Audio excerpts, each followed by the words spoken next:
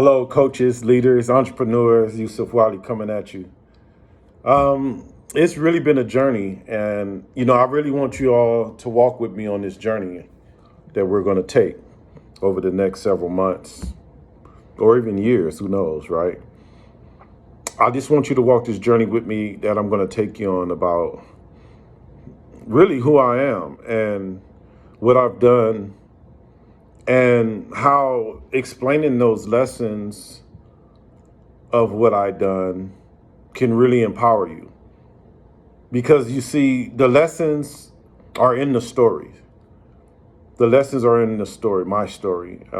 If you haven't heard before, I want to share a little bit with you here just before I take you on this journey with me. So if you haven't subscribed to my channel as of yet, please do so. Subscribe so that you can start walking with me on this journey I want to take you on about life, about how to be successful regardless of where you come from, regardless of what skill set you think you might have or lack of skill set, how you can truly be a successful person, how you could be a successful entrepreneur, how you could be a successful businessman, businesswoman, coach, CEO, executive director, CFO, you name it. I want to talk to you about that because I think everybody that wake up in the morning think about success and how I can be successful, whether it's in a small, minute way or in a large, grand way. We're all hoping to be successful at life itself.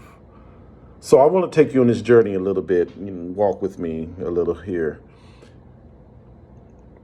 Today, I'm 53 years old. I'm 53 years old, and this is 2023. I'm 53. I'm a 53-year-old man, and I started off as a young juvenile. I'm gonna say juvenile, and I'm using juvenile the terminology for a reason, because in my youth, I began to get into a whole lot of mess, whole lot of problems. I grew up in California, here in the USA, in California, in the city of Los Angeles, borderline in Compton. So I grew up in what we call then South Central LA. It's still South Central LA as far as I'm concerned. They now call it South LA. And growing up in the part of South Central LA that I grew up in, the school system, the public school system, the lack of resources, just the hood, the hood being what it is. Many of you see this on TV. You see it in Hollywood. You see some of these themes played out in Hollywood, but it's not really the truth. It's not the reality. A lot of the stuff that you're seeing in TV is just not reality. And they're giving it to you in a way for you to digest, I don't know, for entertainment, of course. But I want to tell you something. For me, as a young child, no one ever admits this often, but someone that grew up in the community like I grew up, there's a lot of fear and anxiety growing up in a community like that. A lot of fear. That's how it always starts. It always starts with a lot of fear and anxiety. A lot of the fear comes from a number of things. It can come from where I'm going to get my next meal, to am I going to get teased at school? Am I going to have enough money to eat with the privileged kids that have a little bit more money than I do, than my parents do?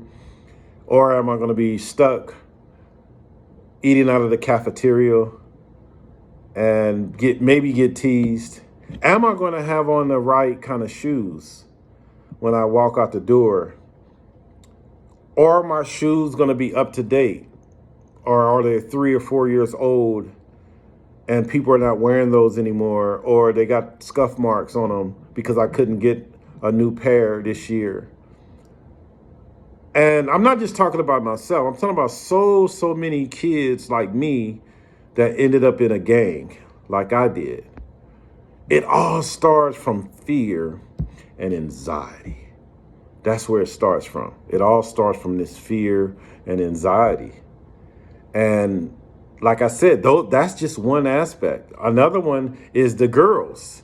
So if you're a guy like me, a boy that like girls growing up, and I'm wondering if they're going to notice me, or if they do notice me, are they going to tease me? My education is not as great. So is the teacher going to ask me a question during session, and am I going to be able to answer? Or am I going to just crack a joke and be the class clown to divert attention from myself to answer that math question or that English question that I can't answer because I'm too ashamed. I have too much anxiety. I have too much fear to answer, right? So what happens over time? Over time, a young boy like myself, Yusuf Wiley, this young man growing up in a community experiencing these things. Most of the time I had the right shoes on because my parents were well off. I come from parents that they both were working, they had jobs. My father was a supervisor. My mother worked at a plant, a factory where she had a lot of benefits. She'd been there a very long time. So I was okay. I'm also the baby of the family. So all of my other siblings, I had 3 sisters and a brother. Most of them were older. They had moved. They were out of the house already. And they had their own things going on. And it was just me as the young kid. So I got a lot of love. So it wasn't as hard for my parents, who were before having to spend money on 5 kids total, me being an infant and a toddler, to me being a teenager or a middle schooler and a teenager, and the rest of them are moved on and it's just me. So it was a little easier for me to keep up with some of the new fashions and the new styles that were happening in school. But I wasn't that smart. And I was always worried and afraid that someone would notice that I wasn't that smart. So I diverted. I became the class clown. I got in trouble. I was sent to the principal's office. And guess what happens when you begin to get in trouble, begin to become the class clown? You begin to be a little bit defiant because you're trying to divert attention away from yourself. Guess who you're going to attract? The gangs, the gang members, the knuckleheads on the school campus, in the neighborhood. That's who you're going to attract. And that's who I attract. And you know the rest. So I'm just giving you a little bit. So this is a part of the journey I want to take you on, because so many young students that's going through this right now, and the parents that just really don't know what to do with their kids. It's like, how do I raise my child in this society? How do I raise my child in this neighborhood, this community? Whether it's South Central Los Angeles, whether it's Oakland, California, whether it's Detroit, whether it's New York, the Bronx, Atlanta, these communities that many of our people come from, that end up in these lifestyles of sagging and wearing colors and tattoos and carrying weapons and shoot 'em up bang bangs, right? Where did this develop from? I want to deep dive in this. I want to go really deep and really dissect this mindset and how this mindset and similar mindsets, even from the bullied kid, can develop into who I am today, a successful businessman, entrepreneur, managing a multi-million-dollar operation, among other things and other ventures.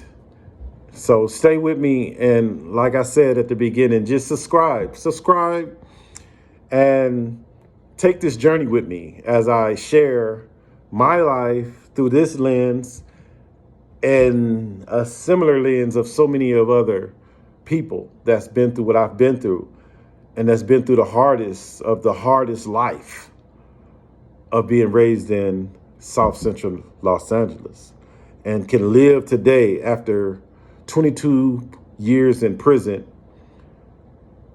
and get out sane enough to develop a mastermind business model that is still living and surviving today and serving community and helping others as a coach. All right, stay tuned and subscribe. Please subscribe. Thank you. Peace.